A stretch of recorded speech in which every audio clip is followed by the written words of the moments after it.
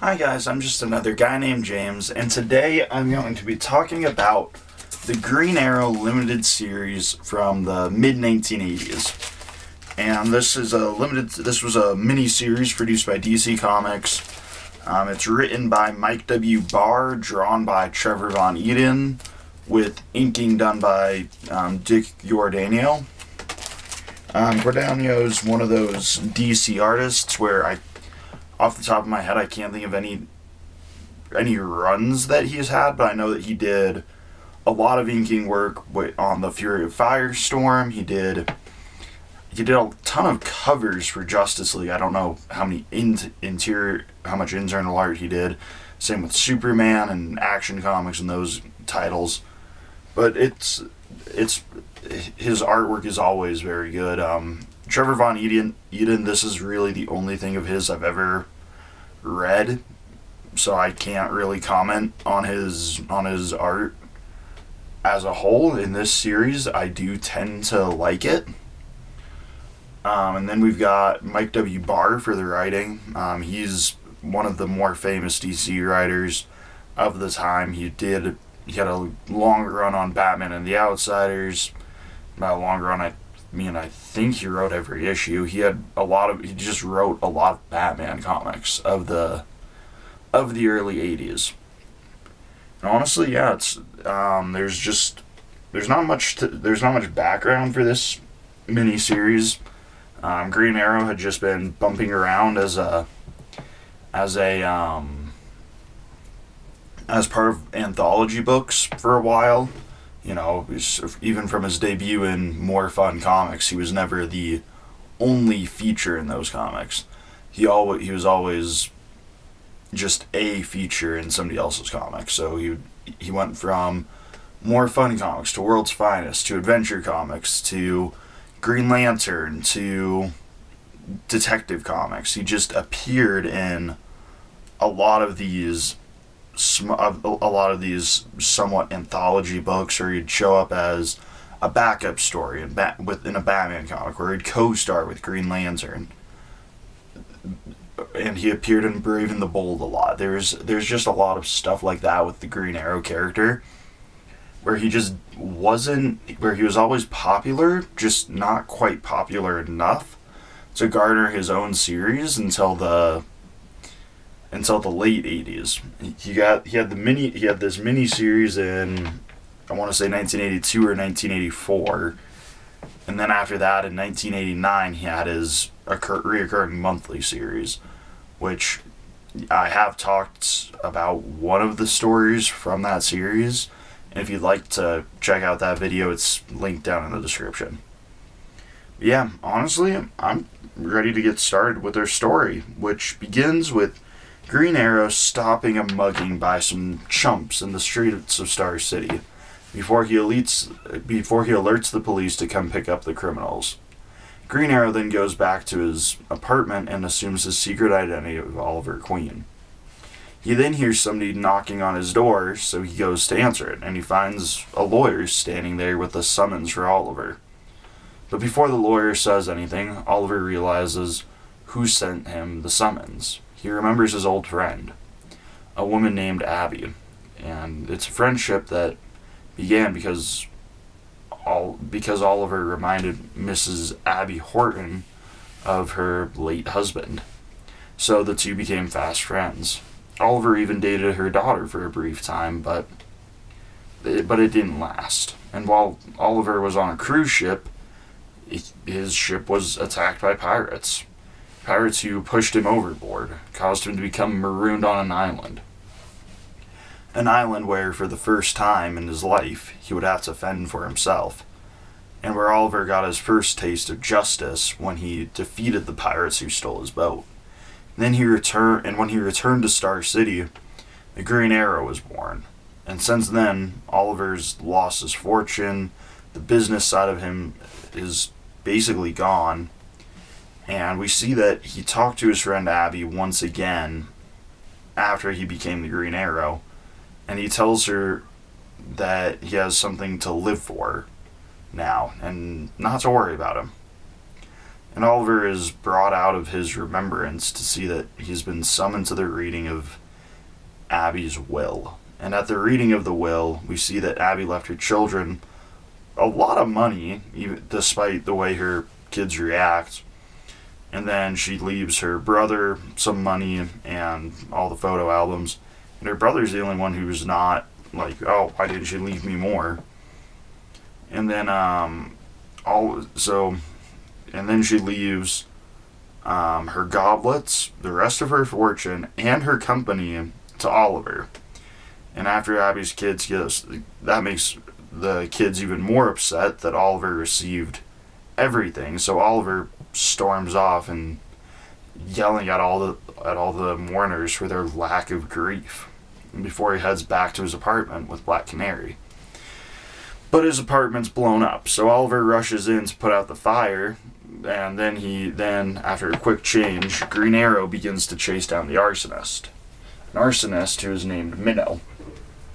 After Green Arrow puts on some intimidation tactics, Minnow begins to talk, but before he can actually say anything, he is incinerated. And Green Arrow concludes that the only reason someone would go after Oliver Queen was to get the money that he was left in the will. So the next day, Oliver takes over his role as the president of Horton Chemicals. Oliver decided to take on this new role because he had an increasing suspicion that Abby Horton was murdered because of something involving her company. Oliver leaves the company and goes home from work, and he notices that he's got a package delivered to his apartment.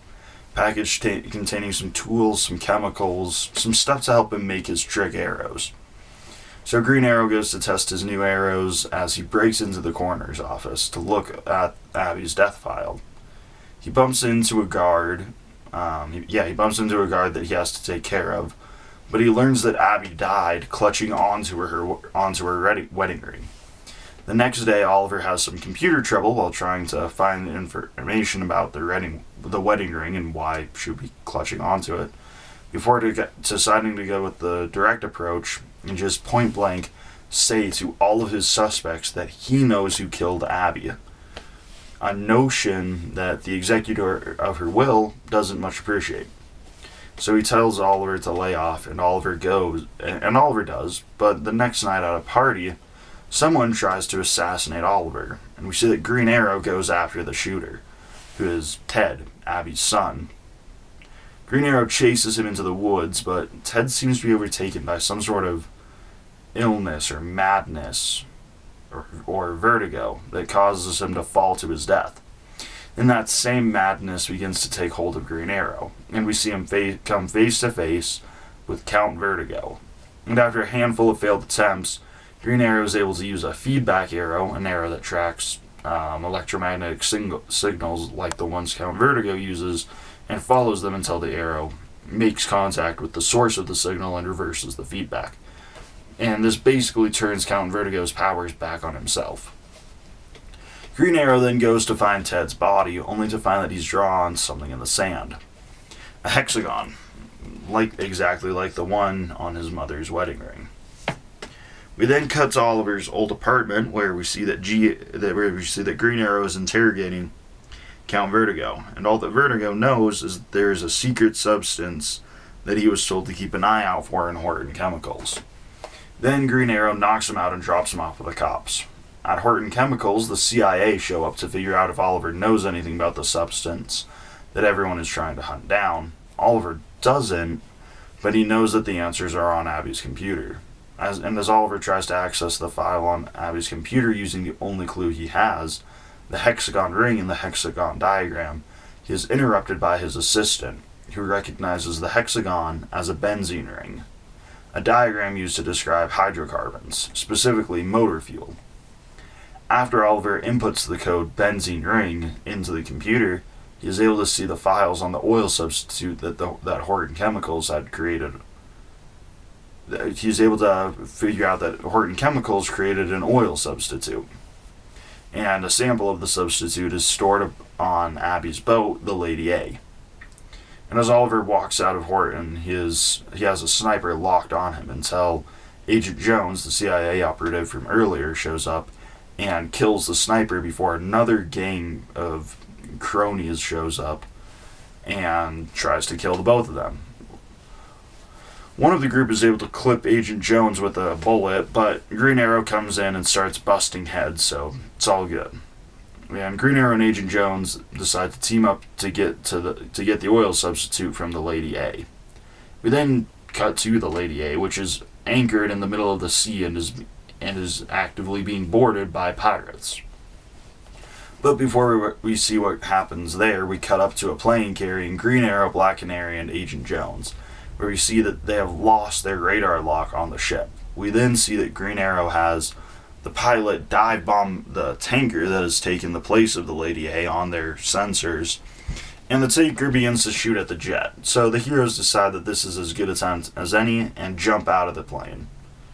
They land on the ship in the cover of some smoke from a few well-placed arrows, and then they split up. We see that below decks the pirates are tearing apart the study, searching for the formula, until they find it in a hidden compartment in a statue. The pirates then make a break for it, but are blocked by Green Arrow, who takes out the first handful with no problem until he runs into the pirate captain, who is wielding a whip. And after a quick duel, Green Arrow is able to take him out, but he drops the oil substitute sample into the ocean. But he does tell Green Arrow who hired him. We then cut to Abby's daughter and her husband, a husband who has to take a phone call, and he wanders off. He wanders into his office of the mansion that he lives in, and Green Arrow finds him, tracks him down. He confronts him until he realizes that Sinclair, the husband, is already dead. He's been shot and killed by his own wife. The true head of this secret plot of this with the oil company. And just before Cindy, the daughter, is able to pull the trigger to kill Oliver, Sinclair uses the last bit of his strength to kill his wife. So Green Arrow leaves to let the butler find the bodies of the couple. Oliver then appoints Abby's brother Max to be the CEO of the company, and then he ends off the story by giving his friend one final toast. So yeah, that's the story, and honestly, it is very good. I really like the art. Obviously, even though sometimes it is a little unclear, the panel layouts are sometimes a little unintuitive, and there are a couple times some arrows would be very, very handy just to help follow the flow of the panels a little bit better. But yeah, the art's nice. I like the writing on this story, even though it is, I think it's just one of the weirdest limited series that I've ever read, because it's just an odd story. There's nothing, it just feels like a stock standard run-of-the-mill Green Arrow story. There's nothing special about it. There's nothing that unique about it either. It's honestly just it just feels like it could have, there's no reason to me that it seems this story had to be a limited series, that it even had to be the first Green Arrow solo comic ever. And it is a good story. I do like it, just for having that place in history. It's an odd choice. And honestly, yeah, overall, I do think it's a good story. I don't know if it's definitely not my favorite Green Arrow story. It's definitely not, for my money, it's not the best Green Arrow story. It's just good. It's one of the Green Arrow stories with the best art, so I do appreciate it for that. It just doesn't have a lot of those Green Arrow elements that I really like. And I'm finding it hard to explain that, but yeah, it's a very of its time Green Arrow story. And Green Arrow is honestly just in this story, Green Arrow just doesn't have as much of his personality as I would like him to have.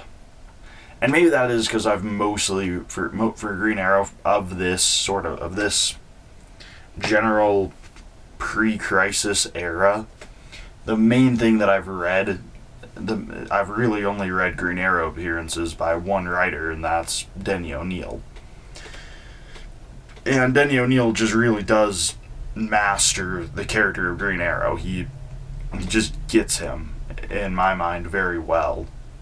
But yeah, honestly, I would recommend this little limited series. It's a decently cheap one. I think I bought all of my issues for $1 a piece.